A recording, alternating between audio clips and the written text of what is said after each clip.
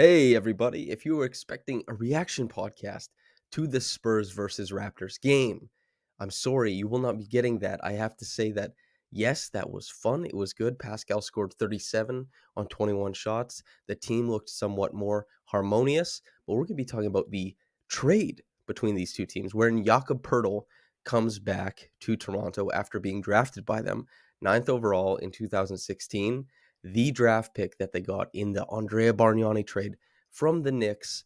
And then Jakob Poeltl gets traded along with DeMar DeRozan and a first-round pick that becomes Keldon Johnson to the Spurs for Kawhi Leonard. Raptors win the championship. All these years later, they need a center. He's been connected with them for some time now. They've wanted him for some time. They've been trying reportedly to get a center for some time. The team has been bad, way worse than expectations this year. They trade Khem Birch, a protected 2024 first-round draft pick, and 2 future second-round picks. Now, the protections on this are pretty damn important. We don't know yet. This could be typically what we see is top 4 or top 3. Top 3, top 4, top 5 is a lot of protections. There's also lottery protected, and then you'll see like top 20 or top 25 protected. My best guess is that this is hell. You even see top 7. This is too many numbers. Who knows what it's going to be? I'm going to give you my guess of it. I'm guessing this is a top 10 protected pick. If it's lottery protected, that's obviously much better for the Raptors. We don't know yet if it conveys or what it conveys into if the Raptors don't end up giving them that pick. If the Raptors are worse than expected, and let's say next year they don't make the playoffs either. That's kind of the situation we're at. First reaction to this is that I'm surprised that the Raptors pulled the trigger on this. I'll also give you some background. I was at the game tonight, and everybody was watching Poeltl with kind of a close eye. I happened to choose a good time to walk into the tunnel to go back to the media room. I interrupted, Pascal and Jakob catching up, doing all that kind of stuff. They were really chummy. These guys have been friends for a long time. I wondered secretly to myself, were they scheming, saying, I can't wait till you're here. We're teammates again. Who knows? But alas, they are now. Khem Birch, no longer a Raptor. Some draft capital going back the other way. What? The protections are the most important thing. If the Raptors, they get a lottery protected pick, I think that's a good trade. I like that it's 2024.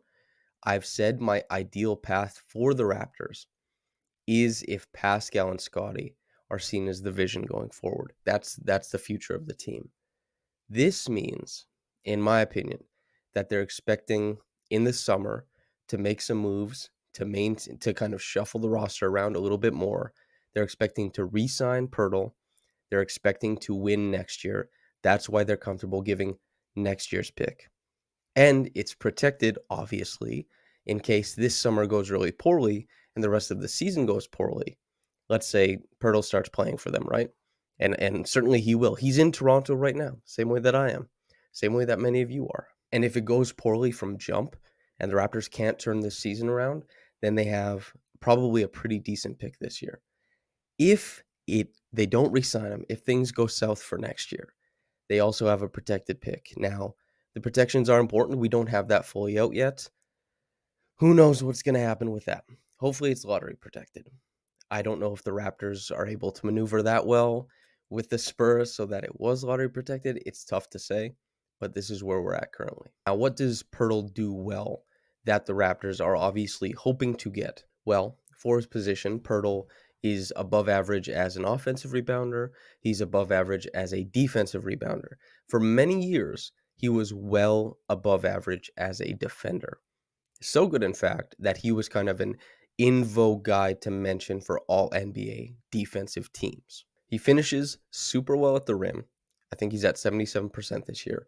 His level of self-creation, which I don't want to use that term too much as far as what he does, but as far as like a keeper on these dribble handoff plays, as far as getting like pinch post possessions or flashing middle, he's kind of stepped outside of his comfort zone the last 2 years, and he's put a couple dribbles down, gotten to push shots, taken more shots there. So not as reliant on creation for him as it used to be, but this is still a guy who's mostly reliant on his teammates getting him the ball in the place that he needs to be. The Raptors haven't had a player with Jakob Poeltl's skill set really since Jakob left. Even Mark or Serge or JV, these are all much different players than Jakob. And so offensively, the fit seems quite simple. And there might be limiting factors here, like the fact that Jakob doesn't shoot the ball. And it's not like, oh, is he just kind of shy about it? He doesn't shoot the ball. There's no indicators in his game that he will shoot the three. This isn't going to be like a cute Kem Birch story when he signed over from Orlando during the Tampa season and started shooting corner threes and did at like 33%. This is Jakob Poeltl coming in and a guy who's just not going to shoot the ball and is going to shoot his free throws poorly on top of that. What he will do, though, is clear a ton of space for everybody on the roster who uses screens. He will roll well, he will finish well, and he will be a release valve in the paint, the dunker spot, etc. And he'll also rebound the hell out of the ball. All those things are needed on this Raptors roster. All those things are not exactly met by the rest of the team. Precious Achiuwa can do some of those things sometimes, but he's certainly not as good at any of that stuff as Poeltl is. Just like Poeltl isn't as good at shooting as Precious is, he's also not nearly as good of a driver. But he is a better finisher. He is better setting screens, and he may very well be a better offensive rebounder, although both are quite good. Where do the Raptors go for their shooting? I think there has to be an expectation. For example, Pascal hit all of his threes tonight. I believe he was 3 of 3. Scotty has been hitting a few more threes lately. Gary Trent Jr. and Fred VanVleet have normalized as far as their three-point shooting goes. And the Raptors have actually been like a top 10 offense for about a month. That's been trending in a positive direction, especially with Fred coming back. OG, who knows what's going to happen here? He didn't play tonight, right? He hopefully will shoot the ball better too. But this is a lot of big names on a team that isn't very good. I think they might be able to figure out the offense. The defense is the big thing. The Raptors haven't been a good defense this season. They've been quite poor, actually. Poeltl has not graded out as a good defender this year. And in fact, many Raptors fans, after watching the Raptors just play Poeltl, might feel like Poeltl is over the hill defensively. They might think he got picked on tonight, and they might look at all the metrics that come out that measure how guys defend the rim, how they affect change in the percentage that teams shoot while they're on the court or when they guard a possession. You might go back a couple years to where Poeltl is limiting teams to 8% worse at the rim while he's on the floor, or the next year where it's closer to 7%. This year, and it dipped down last year too, this year, overall on the court, teams are shooting 3% better. They're shooting a lot better from three. I don't think that's in his control, but for the first time in his career, teams are shooting almost 3% better at the rim. This is a noticeable change. Now, he's been on a bad team for a few years in a row. Bigs, typically we see, they do not have the same gumption to guard a rim that is allowing blow-bys at the point of attack that we're seeing a lot of times. It's like a fruitless endeavor for them to be standout defenders. And bigs are sought after. The best teams have good big men. The best teams don't trade their bigs. Bad teams trade their good bigs if they don't think they'll be good.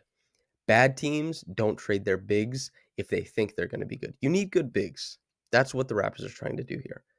The hope is obviously that Jakob Poeltl turns his defense around.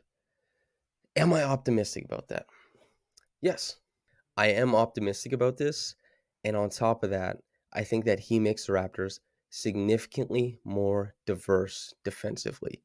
What Poeltl does is introduces a player in the middle of their defense who will allow them to be a lot more conservative in some of their packages. And as we know, as many people listen to this podcast or watch my videos, it's incredibly important to be able to succeed with these aggressive schemes. Yes, that you can throw at teams, that you can be changeable during those times. And you have to be able to do different things to make them uncomfortable, totally, especially with some unique ball handlers. But it's also very important, against more limited teams and teams that don't get you out of your base packages. If you have a base package like a drop defense with a good big, where guys can be a little bit more conservative in how they help, it means that it makes the other team rely more on their shot making and particularly their off the dribble shot making. The Raptors, the way that they defend, pulling from everywhere to rotate to the rim, they open up set shots for a lot of guys, corner shots, or they don't rotate in time and they've allowed tons of pressure at the rim this year. This has made them susceptible to any guard who walks through the door and any wing or big or guard who can camp in the corner and hit a three. The Raptors, their energy, their focus, their effort, everything, their attention to detail defensively has been lower this season, and it means that they've been far more porous. Jakob Poeltl is like filling at least a couple of those holes if you believe in the upside of his defense, and quite frankly, I do. Do I think that this was the right way to do it? I'm a little surprised that the Raptors, truthfully, I'm a little surprised that the Raptors decided to go with a move where they said, we're going to win this year and not even win a championship, right? They just want to be good this year. They clearly want playoffs this season. You don't trade a first round pick. You would trade 2 seconds, sure, but you don't trade a first round pick in the next 2 years if you expect to be bad. That would be malpractice, right?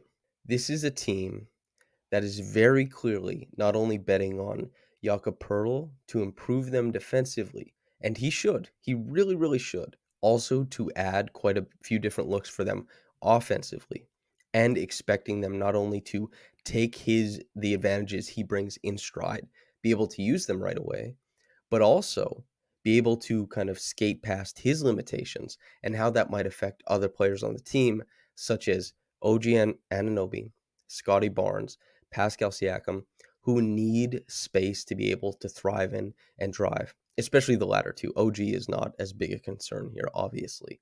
OG probably has to lean farther into the spacing aspect of his game. I'm not sure they can coalesce everything into being a very good team this year, but it seems like they're making a bet on the guys currently. They're making a bet on Nick Nurse to make everything work. And Nick Nurse also asked before the game about Jakob Poeltl, not in a trade sense, but like, hey, this is a former player who's coming back sense. He said, we loved him when he was here. I'm sure Nick Nurse, who doesn't care about tanking, doesn't care about anything like that, is excited to have a good player, certainly, in a Raptors uniform. It makes them deeper. It's another big. They are still insanely thin at guard. We still have, I don't know, 12, 13 and a half hours before this thing is over. At the time of recording, of course. We will see. This team is still clunky, but it's more talented now, significantly so, than it was before this trade. Poeltl is good. It's tougher to say whether these pieces fit together or not. And I know there's going to be quite a few people who see this trade and think that the Raptors have made the wrong decision. I'm not going to fight you on that. I don't want to be too takey about this. I just kind of want to provide the context and the facts. I like covering good players. I like seeing good basketball. I think Poeltl will obviously make the basketball better in Toronto. And he's going to add quite a few unique aspects to the team, and some they haven't had in years. Marcus All, it did many things better than Jakob Poeltl, but he also can't move his feet like Jakob Poeltl can. Serge Ibaka, it did many things that Poeltl couldn't do, particularly shooting, but Poeltl's playmaking is leaps and bounds ahead of where Ibaka was, and his defense at this point probably is farther ahead than Serge Ibaka's was towards the end there. I don't know what this means for the other guys on the roster. OG Anunoby, Fred VanVleet, Gary Trent Jr., I'm almost certain that there's still teams trying to get those guys. As far as me reading the tea leaves here, I think this makes it far less likely that Fred VanVleet. In fact, I would probably say don't expect Fred to be packaged anywhere anymore. I'd also lean towards it's almost necessary to keep Gary Trent Jr. on this team, or at least if you are trading him, to get somebody back who shoots the ball. And it can be a diverse shooter. It can be maybe you get a little bit better driver out of it, and you lose some of the pull up shooting. Maybe it's a facsimile of sorts. Who knows? But the Raptors bringing Poeltl in, they're going to be able to do some things, but they're also with him on the floor. The spacing is going to be worse than when they play one of Pascal or Precious at the five. And Precious has done really well at the five. We'll talk a bit about that later and how this kind of affects Precious. That's a really tough aspect of this. But I don't think it's crazy to think that one of OG or Gary still has a possibility to be traded. By the time you're listening to this, when you wake up, watch this, whatever, they very well could be traded too. It's tough to say. 13 and a half hours, like I said. The countdown is still on. I will say, as a huge booster of Precious Achiuwa, I'm really high on Precious Achiuwa's game. I think he's fantastic. I think he's, at his peak, a better defender than Jakob Poeltl. The baseline, they defend differently. Precious, for some spurts, can be a really good drop big and can bang around and can hold it down, but he's not like a stalwart big in that regard yet. His versatility as far as defending in different schemes is still a big part of his appeal. But if you give, let's say, Poeltl 50 drop possessions in a game versus Precious 50 drop possessions in a game, and you play out the rest of the season, I think you're probably coming back with a better points per possession in Poeltl, and you're probably also requiring less help defense and less help from the corners, above the break, wherever. And it'll probably make it a little bit easier on the guards at the point of attack. That does not mean he's a better defender than Precious. It means that the Raptors are more diverse in how they can defend. I'm personally very interested to see what the hell happens if Precious and Poeltl share the floor. That's a big thing, because currently, let's talk about this. Pascal Siakam, Precious Achiuwa, Scotty Barnes, Jakob Poeltl, all four of those guys. You make the case. Two very, like, you can't send it any other way. You can't discuss any other way. Pascal and Scotty need to play a lot of minutes. Precious, many people listen to this, watch this. They know I've been saying I want him to play more minutes. Him playing 28 minutes tonight, having like two incredible high drop or at the level possessions in the pick and roll, that's something that Pearl probably won't be able to do. And if he does, it's like a good game for him. He's spry. Maybe he comes and proves me wrong. Maybe he'll be really good at the level. Who knows? That typically wasn't what was asked of him in San Antonio. But Precious, I think, needs to play a lot of minutes. Poeltl, you just traded a future first-round pick for, and Kem Birch, and 2 second-round picks. You can't really justify not giving this guy a bunch of minutes too. And here's the kicker. Pascal, I think, is at 31 or 32% from three. Scotty is lower than that. Poeltl is non-existent, and I believe Precious is still sub 30%. If those four guys have to figure into what probably is going to be an 8 or 9 man rotation, the amount of shooting you have to get elsewhere has to be absolutely nutty. The good news is Fred and Gary can both be nutty shooters. OG does well for his position. But Chris Boucher, like Juancho Hernan-Gomez, these guys, they've been so streaky and they haven't really been dependable. The Raptors' spacing right now is not going to be pretty. We have to see if they'll be able to kind of this is what I talked about earlier. Can they skate past the limiting factors that Pirtle's skill set introduces? They're more diverse defensively, and this should 100% improve them on defense. But what does this introduce to their offense? And does that lack of, you look at that and you say, does that really make sense? Does that mean more moves are coming? And will those moves mean more shooting? What the hell does it mean? Are they going to try and get somebody else, like a bench guard? Is Jalen Noel going to come? I don't know. But this is very interesting.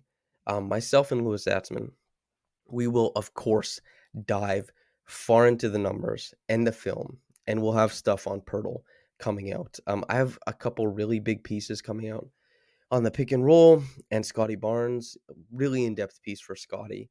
And the All-Star break will give us a bunch of opportunity to see just a smidge of Pirtle stuff as far as the film with the Raptors, and we'll be able to dive into a bunch of stuff. So subscribe to raptorsrepublic.com. We are famous, Lewis and I, for how in-depth our analysis is, backed by numbers and film. It's kind of the whole deal. Subscribe over there to get all of this going forward. Please and thank you. And let's talk just a bit about Kevin Durant. Anybody who's up listening to this right now or watching this right now, if you care about Jakob Poeltl getting traded, even if you're a Raptors fan, you care that Kevin Durant is now off the table. Obviously, I know I in the summer was like, if you're the Raptors, Scotty Barnes shouldn't be off the table in a possible Kevin Durant trade. I wanted Kevin Durant in Toronto. He's a big deal, one of the biggest in the whole of the NBA. This guy changes everything for a great number of teams that were hopeful to get him, and he certainly changes the fortunes of the Suns who did get him. Okay, Adrian Wojnarowski has me hooked up, so we'll read what he has here. Although I do think it was Shams who actually broke it first, but I'm on Adrian's because he broke the Pirtle news. Okay. Uh, actually, let's read what he has to say about the Spurs first and the Pirtle thing. Quote, the Spurs are running it up on young players and draft capital now, with 13 first-round picks secured through 2029 and the expectation that they'll gather even more between now and the 3 p.m. Eastern trade deadline later today. Apparently, they have more planned. Okay, Phoenix traded for Kevin Durant. Holy moly. Cam Johnson, Mikal Bridges, Jay Crowder, who finally gets traded, and 4 first-round picks and a 2028 pick swap for Kevin Durant and TJ Warren. TJ Warren, back in Phoenix, old stomping grounds. Kevin Durant, now paired with DeAndre Ayton, Devin Booker, and Chris Paul. That top 4 is pretty nutty. The big thing here is that Kevin Durant, later in his career, is still probably the best shot maker in the NBA. The best shot creator, no. Having a guy like Devin Booker to collapse defenses, Chris Paul to do it within the structure, make sense of it, those two guys will afford Kevin Durant some of the best looks he's gotten in years. I think that team is going to be so damn good. That team is going to be exciting. Man, they're going to play really, really beautiful basketball. And just for posterity, the Nets picks are 2023 first rounder, 2025 first rounder, 2027 first rounder, and 2029 first rounder. They now get from the Suns. The Suns are going to be something in a year of increased parity in the NBA, where it seems like most teams were struggling to some degree to kind of break through. Milwaukee has its limitations. Golden State, just won, certainly has their limitations. Curry injured once again, right? Boston looks like the front runner, but it's tough if you took them or the field. Most people are taking the field. In the NBA, just with the way the superstars have worked over the past however many years, most of the time you would take a certain team over the field. Although, however, it's been 4 championships in a row: Raptors, Lakers, Bucks, Golden State, 4 different champions. No dynasties. The real death of dynasties. That's what we're seeing.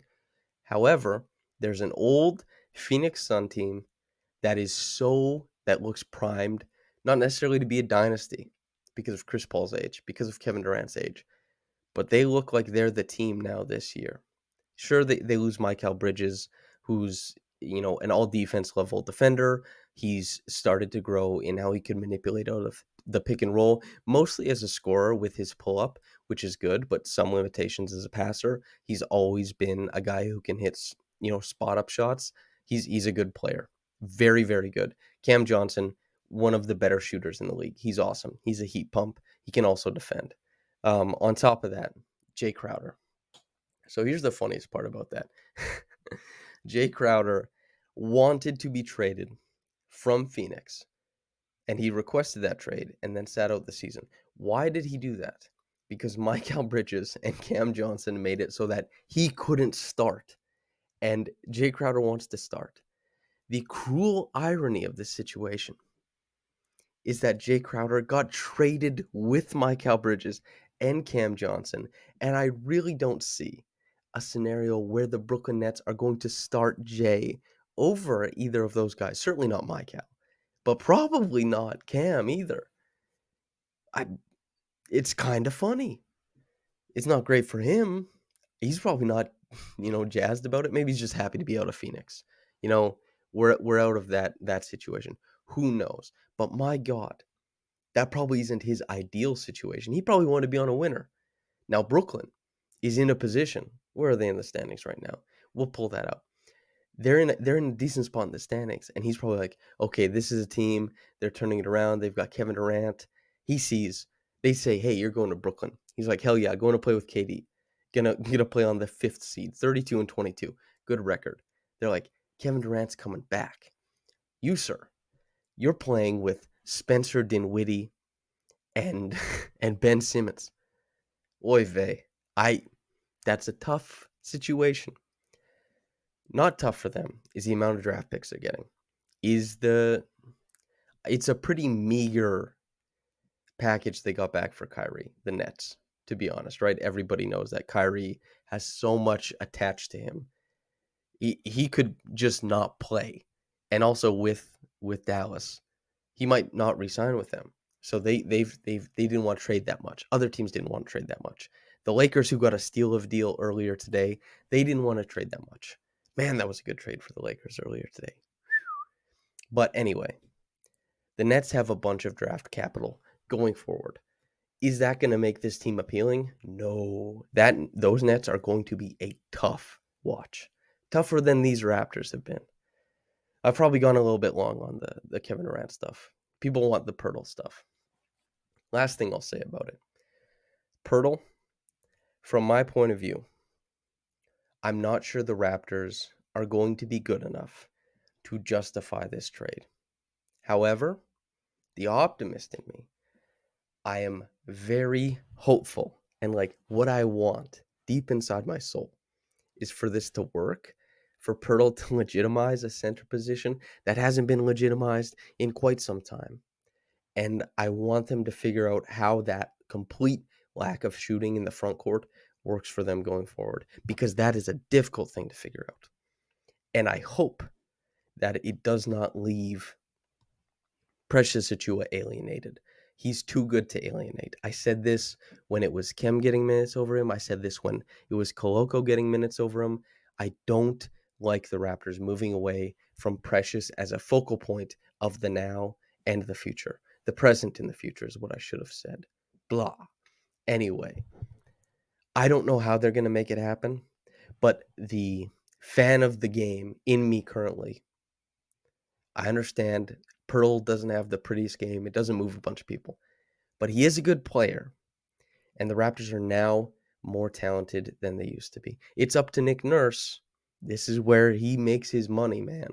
This team is going to be vastly changed by Pearl's presence. He has to make sense of it. And then the Raptors have to act that out, perform what needs to be performed, win games. Hopefully, they're the 10th seed. They're 26-30. They're 13 and a half games back of the first seed. And they're on a 3-game winning streak, tied for the largest of the season. Does the run start now? I have no idea. This could go a lot of different ways. It could certainly go a way where the Raptors look really foolish for making this trade, especially if they don't re-sign him. I'm sure there were talks had about that. Man, I think that's all I'll say.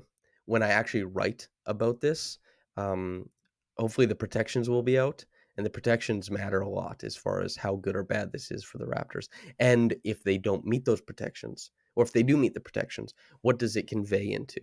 All that stuff is very It's of note. It's very important.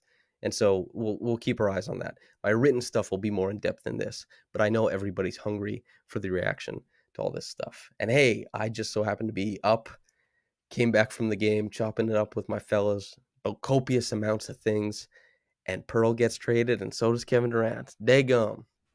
Okay. Thanks for tuning in.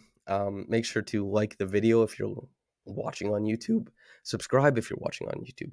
Most importantly, of course, subscribe to RaptorsRepublic.com, the website, most important one. And on the podcast channel, thanks for letting me chop it up with you. And thanks for tuning in. Hey, everybody, thanks for getting into this. And whether you got into this in the morning or at night, have a blessed day and goodbye.